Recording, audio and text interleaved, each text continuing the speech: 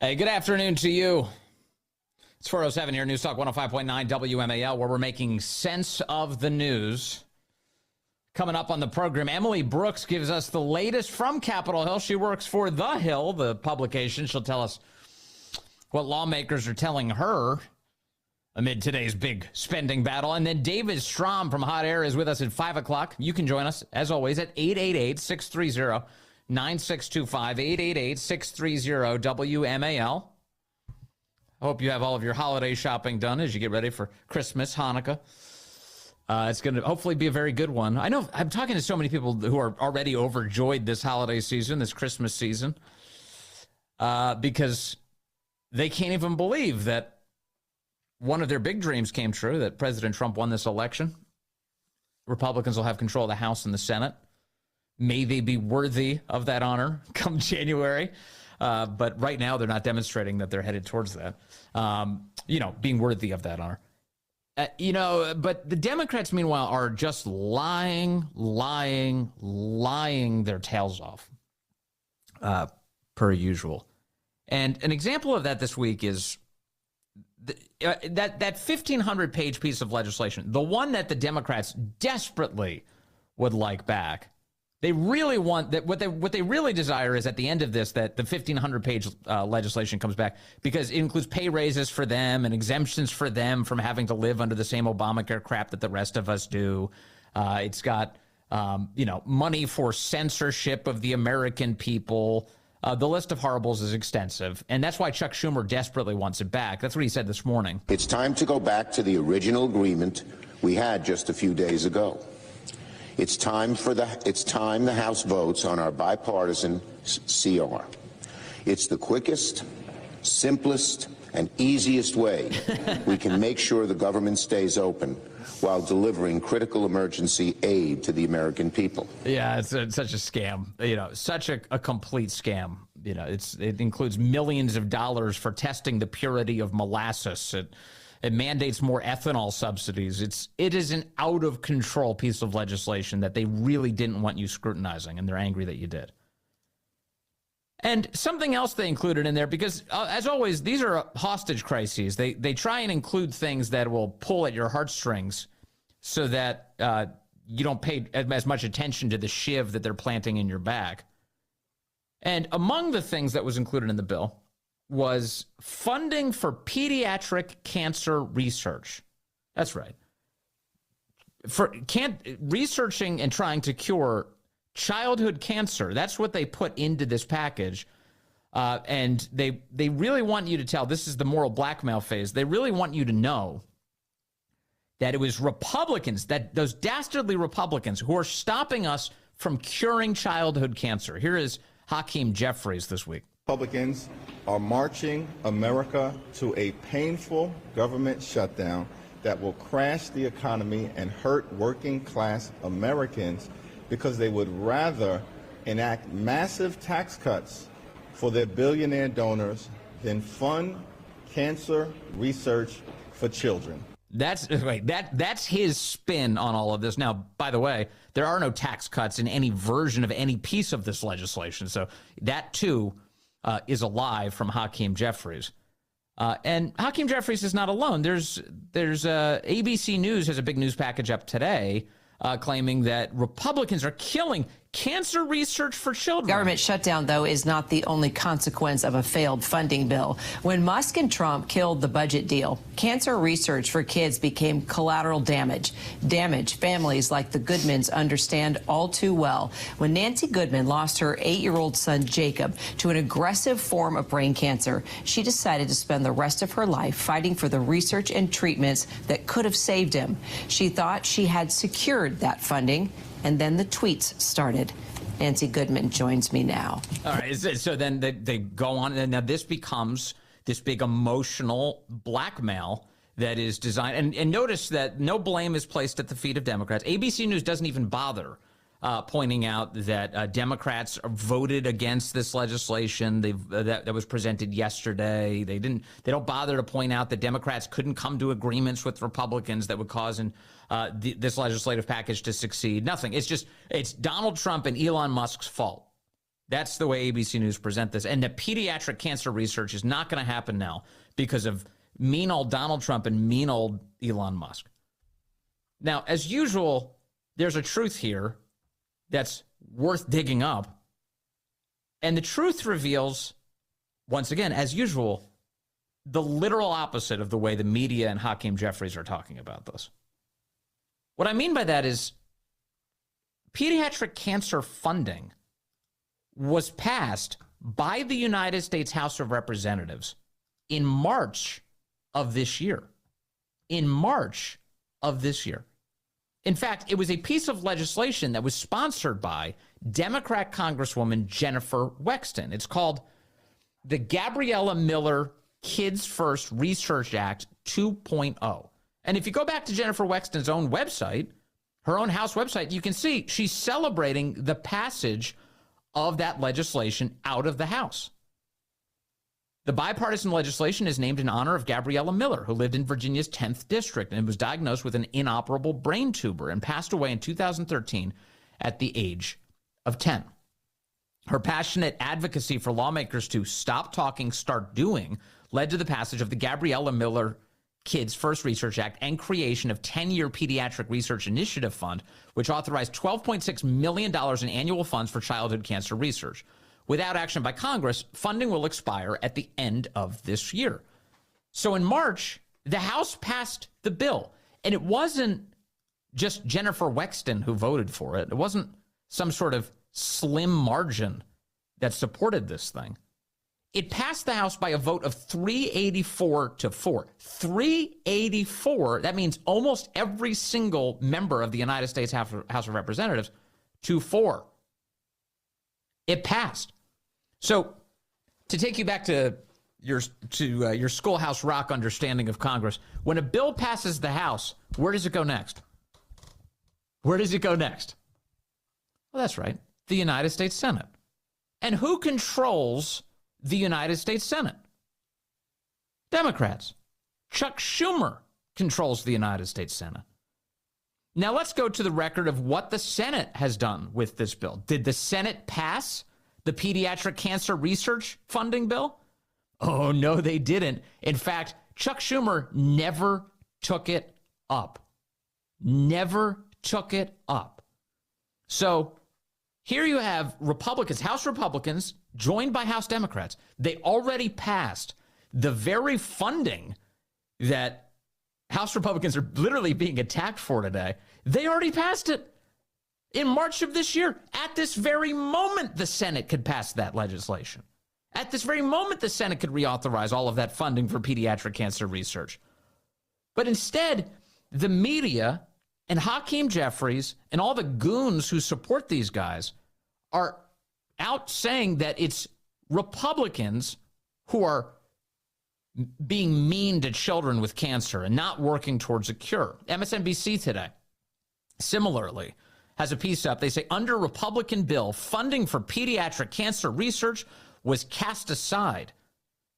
The author on this MSNBC piece, Steve Bannon, when House, not to be confused with Steve Bannon, different person, when House Speaker Mike Johnson reached a bipartisan agreement to prevent a government shutdown, the Louisiana Republicans signed off on a variety of measures to be included in the year-end bill.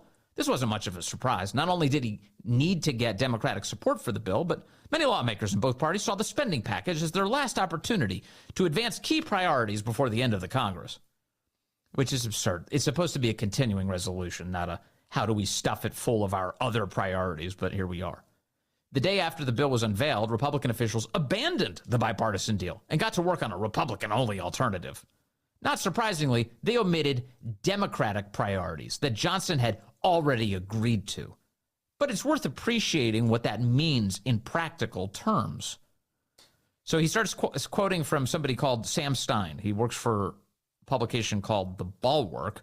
Sam Stein was at one point a Huffington Post reporter some time ago. Stein's report specifically references funding scrapped from the Republican package that was supposed to go towards combating pediatric cancer. From the Bulwark's report, quote, the slimmed-down version was stripped of language that would have allowed children with relapsed cancer to undergo treatments with a combination of cancer drugs and therapies. The bill also didn't include an extension of a program that gave financial lifelines in the forms of vouchers. to small pharmaceutical companies working on rare pediatric diseases. It was also missing earlier provisions that would have allowed for kids on Medicaid or CHIP, that is poor children, to access medically complex care across state lines. And if this wasn't quite enough, Stein's report adds that there was also funding for the Gabriella Miller Kids First Research Program. It's the same exact thing. And so what they say, the Republicans removed the program. Republicans didn't remove anything. Republicans already passed funding for this. They already did. And Chuck Schumer refused to take it up. So if you're blaming anybody for failing to fund pediatric cancer research, it should be Chuck Schumer, who, the reason he didn't take it up, it's quite obvious. They wanted to continue to lump children with cancer into legislation in order to force lawmakers to pass things that are not good for the American people. They're exploiting children with cancer. And lastly, in case you're wondering, that legislation that passed in March, it wasn't lumped in with anything. That Jennifer Wexton-sponsored piece of legislation, it was a standalone bill. It was standalone. There was nothing else to complicate it. And Chuck Schumer didn't want to give up his leverage. He needed children with cancer to make possible a disgraceful agenda. That's outrageous. That's depraved. All right, your calls in just a moment. Emily Brooks just minutes away. All right, let's go to the phones. Martha is calling in from Haymarket now on line 2. Hello, Martha. You're on the Vince Colonnese Show. Hey, Vince. Merry Christmas. Merry Christmas to you. Thank you. Well, thank you very much. I just want to point out that I have been frustrated for years that we absolutely decimate our speakers. And if you go back to Newt, who was the first in 40 years, I can't think of one that left office. You know, I mean, I think Boehner was allowed to retire, but I think he kind of left under a cloud. Mm-hmm. We crucify all of them. I don't know why any of them would take the job. I never want any congressman I like to take the job because I know they won't last and it'll be a career ender. I hate it when they put up Jim Jordan. I think, no, he needs to stay in Congress. Whoever takes the job won't because they'll be forced out. And I don't know what the answer is, but it is, I think we as voters are responsible because, you know, we put pressure on our own individual congressmen to do whatever, but ultimately it's our fault. It's our fault that we are in this dilemma because we you know, unlike Democrats, we don't fall in line. I get that. We actually like to get involved in issues and, you know, hold them accountable, and that's all good. Yeah. But in the end, it makes for a completely dysfunctional Republican House every single time. Every time. So who do you think who do you think the onus is on to fix this then? Should the voters be more patient then and say, hey, let these guys do whatever it takes and let's not constantly put heat on them? Or is it the alternative, which is the party becomes more cognizant of what their priorities should be and they work to actually deliver for the voters, and then they can grow their margins so that we're in a position where, they don't have to have such a thin margin. It doesn't always have to be working to herd cats. It strikes me that... I agree with that, but didn't our margins drop between McCarthy and Johnson? Didn't we lose? Aren't we going to start off January with... Yeah, the Republicans were straight up ejecting people. They got rid of that crazy dude from Long Island, whatever that guy's name was. But they ejected him from the House, and it doesn't make any sense. That was a Republican vote that they just threw out. Yeah, exactly. The voters in that district should have done that. I completely agree with that. Yeah, and it's part of the nature of Republicans. You know, we're not activists at the voter level. You know, try to get people to volunteer and phone call or whatever and every year in Virginia, it's tiring. But when it comes to at the House level, then we are activists. Our elected officials are activists. And I'm frustrated because I don't know what the solution is. I just know that every time we get a new speaker, I think, okay, I wonder how long this guy will last before he's forced out. I mean, to me, okay, Johnson screwed up. I guess he screwed up. I'm confused by it because I know Trump wanted certain things that guys like Chip Roy are saying no. Uh-huh. So my default at this point is to trust Trump because to me, he's our last chance. Yes. I agree, and he has a track record of success. He has a big mandate to be successful again and to see out the agenda that you and I voted for. Absolutely. And one other thing to remember here is like I don't get too caught up in who is Speaker of the House. You know, I'm not that worried about that particular thing. It's like oh shoot, he only got to do it for a year. I don't really care. I just if they cycle in someone new, fine. But what I want is I want them to feel us staring over their shoulder. You know what I mean? I want that scrutiny to constantly be penetrating the guys who are tasked with, you know, being delegated that responsibility by you, Martha, by me. Are you still there? Yeah, I'm here. Oh, I don't know who will take the job. I wouldn't take the job if I were somebody that I thought was doing a good job. Yeah. Because I know I would lose that job sooner than I wanted to. Well, we'll see. We'll see what happens. But my key is I hope they get the message. It's either we back off on them or they become better. And I know which route I prefer. All right, coming up, Emily Brooks is going to be with us from the Hill. She'll talk to us about what she's hearing from members as they debate keeping the government open. That's ahead. Hey, good afternoon to you. It is now 4:35, News Talk 105.9 WMAL, where we're making sense of the news and breathing perhaps a mistaken sigh of belief that all of our Christmas shopping is done. I think it's done. I hope it's done. I hope yours is too.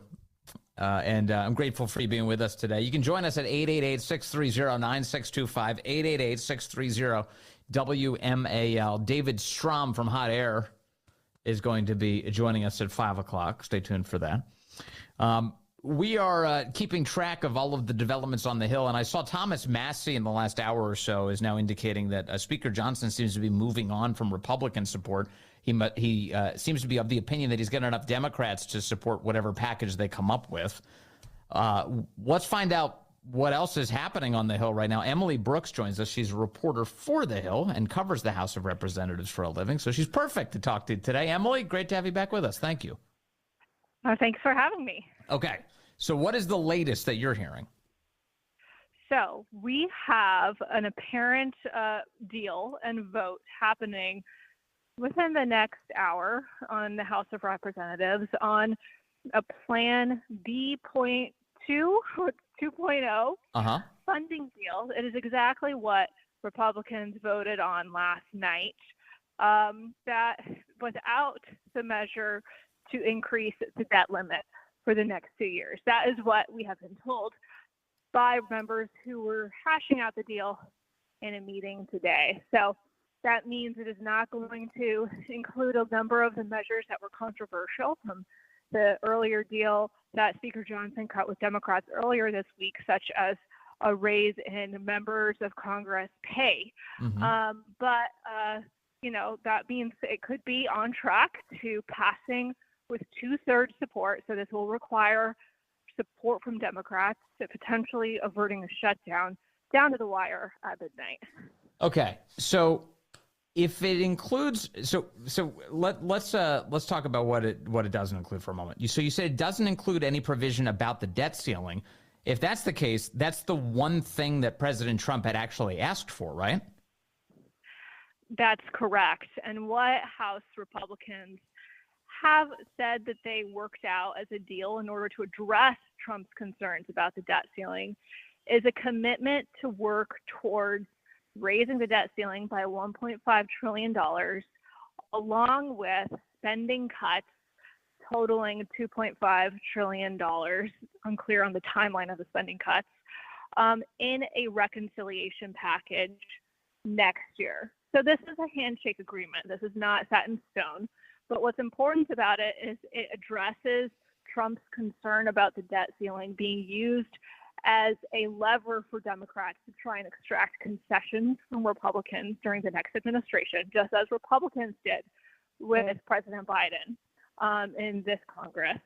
And it addresses Republican concerns about spending and the debt limit with that commitment to cut spending, which is why so many Republicans were not eager to raise the debt limit as a part of this government funding stopgap deal. Okay, so the package that was presented last night was 116 pages long. It included a CR until March, I believe. Is that right? Yes, and this will also be till March. The bill text, I believe, just is going out right now. I haven't gotten a chance to look at it and double check everything from what we were hearing today, but yes, until March. Okay, it was until March. It also included a 1-year extension of the Farm Bill, and it also included $110 billion in disaster aid for the victims of Hurricanes Milton and Helene. So in other words, what you're telling us is that right now we're expected to get all of those features yet again in this new legislation, except for there's not going to be anything related to a debt ceiling suspension. That is correct. Okay. All right. Well, the new bill is emerging, and it looks like it's almost exact. Well, hold up a second. This is I'm staring at it live, just like you would be, and it looks like it is how many pages? How many pages? How many pages? It is coming down to 118. It looks like. Did they add pages to this thing? Let's see. Yeah, 118. It's 2 more pages. So maybe they added some special stuff to this. It's 118 pages long. We'll have to double check to see if they added something. Maybe they did something like add that. One of the things that they did take out was like an RFK Stadium transfer. There were a couple of things that had bipartisan agreement that were taken out for the bill last night. So we'll have to comb through and double check that what we were hearing this morning is what is in the text. So, okay, let's just move to kind of the attitudes within Congress then, Emily. What are Republicans saying about Speaker Mike Johnson and his stewardship of all this chaos right now? Well, that is, I think, the next big thing to watch. There's a lot of frustration about how this was handled.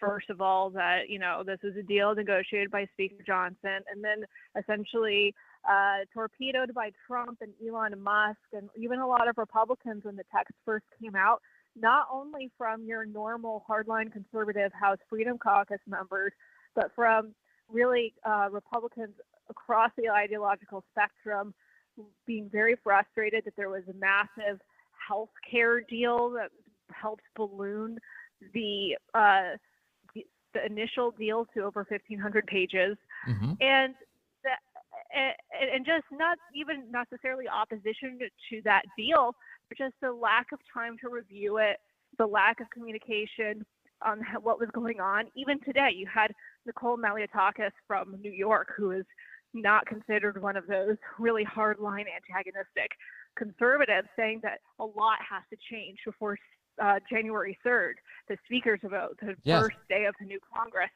before, she wants to see a lot of changes, kind of alluding to Johnson might be in trouble here. Yeah. Well, that first package included funding for the State Department's Global Engagement Center, which has been involved in a censorship operation against the American people. It also included provisions that would insulate the January 6th committee people from any sort of criminal inquiries. And so it was like, what is this? This is not a continuing resolution. This is a brand new piece of legislation. It's a grab bag that, as you point out, had no meaningful time for the American public to review it. But Elon Musk, Donald Trump, others, J.D. Vance, Vivek Ramaswamy, got to looking through it pretty quickly. And do you think the leadership, forget Republicans, but do you think leadership expected this sizable backlash to hit so swiftly? There's a certain segment of Republicans I know that they were expecting to not support the bill because there were things like the disaster aid for hurricanes and for the farm aid, which is not offset by spending reductions. So that they expected, but I don't think that they expected the broad backlash from members being kind of blindsided about how substantial this was. I mean, the whole idea and debate over this Republican conference that had gone from the ouster of Speaker McCarthy, even when McCarthy was first elected as Speaker, and it took him 15 rounds to do so, is members were looking for simple bills, deal with these things in simple subject bills, not have things crammed together. And even though this isn't technically an omnibus that extends funding for an entire year, just the fact that it had all of these things really brought up the memories of those end-of-year omnibus packages that were passed under Democratic control that Republicans did not like. So you mentioned that given the unique way that this legislation might be passed today, it requires 2/3 support. That means a lot of Republicans and a lot of Democrats would have to be on the same page. What is, as your understanding, what is Speaker Johnson's relationship with Hakeem Jeffries? How did those two men get along? I think they have a pretty good working relationship. There's not a lot of hostility there. If I think back to the tensest relationship between two House leaders. Most recently, it was between Nancy Pelosi and Kevin McCarthy. They really did not like each other, openly let people know that. It was much better between Hakeem Jeffries and Kevin McCarthy, and it's still pretty good between Hakeem Jeffries and Speaker Johnson. You don't see those kind of direct attacks as you had in the past.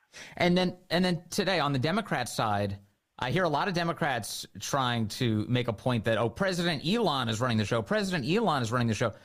Are any Democrats talking about President Biden and his role in all of this, who's actually the president of the United States? What are you hearing on that?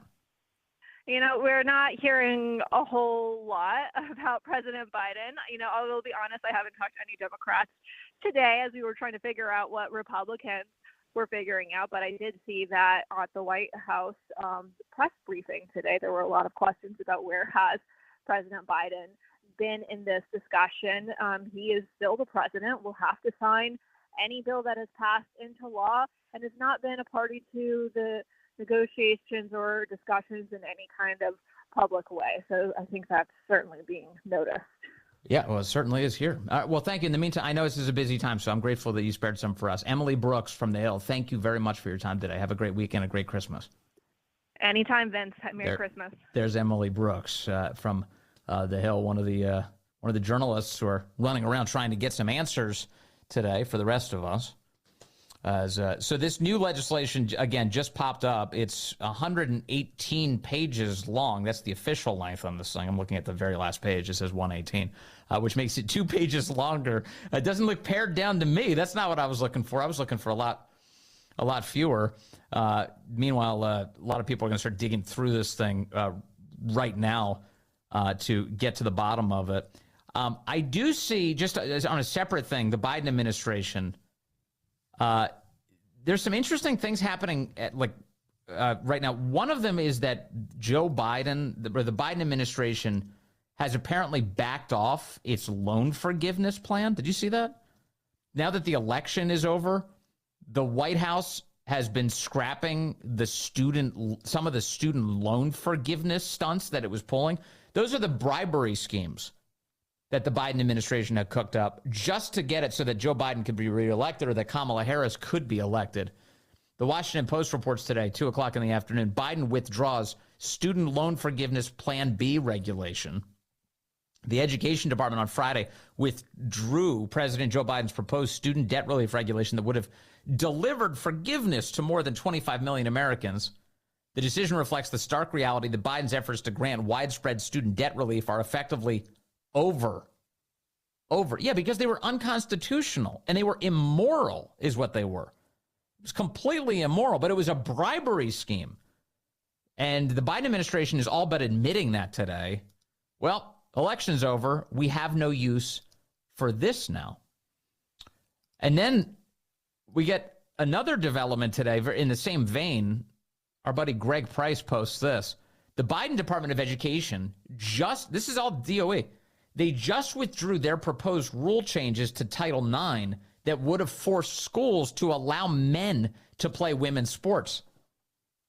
Now, I don't know. These are just the breaking headlines on this subject, so there may be some more Title IX shenanigans that still have to be pulled out by the Trump administration. But at least some of the elements here are being pulled back. So they do all this craziness during the election season, and then they say, okay, now that it's over, we can reel it back a bit. How disgraceful.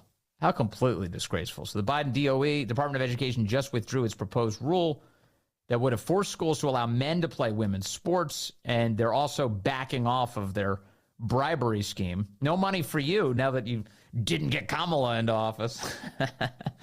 The check is not in the mail, and thank goodness, because you were stealing it from people who worked hard and then paid their taxes, and then you stole their money to pay off somebody else's student loans. How disgraceful was that scheme?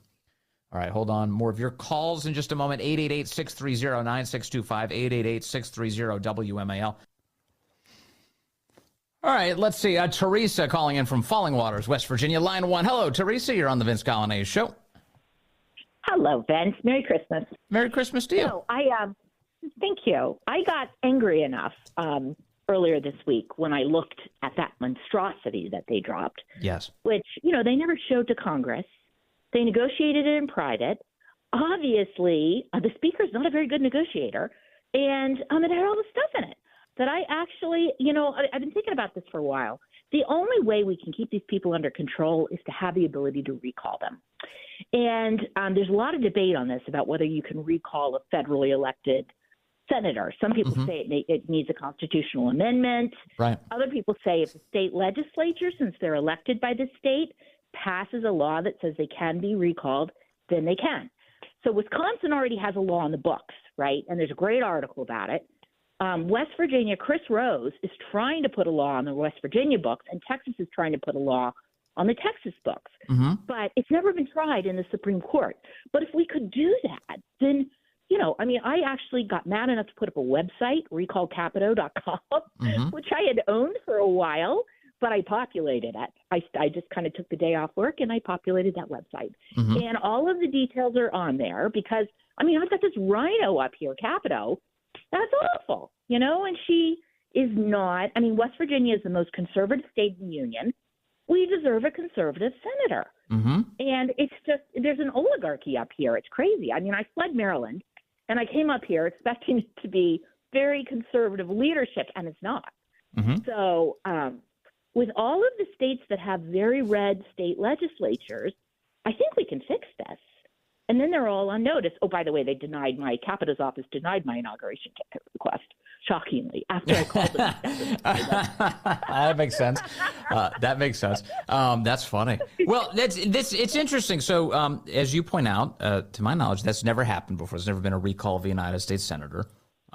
It's usually held to be unconstitutional, that the Constitution has a specific means by which you expel a federal member of the House or the Senate. That's through 2/3 of a vote of their respective House.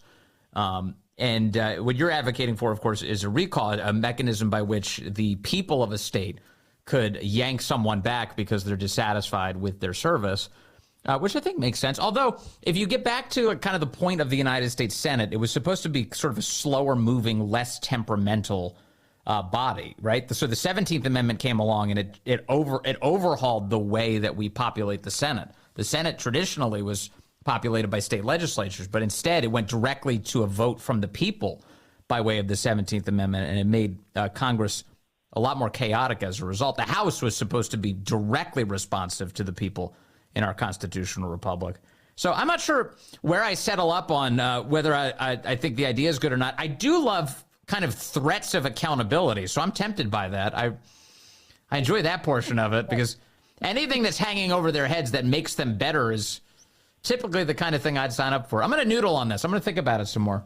But okay, it's worth it. I like the concept, at least. Teresa, thank you. And thanks for being a great American. And I hope you succeed in getting those inauguration tickets, maybe somewhere else. Thank you. Be well. Bye. All right. Stay with us. David Strom will be with us from Hot Air coming up at 5 o'clock. He's always a hoot. He'll have a lot to say about what's going on in America. That's coming up next.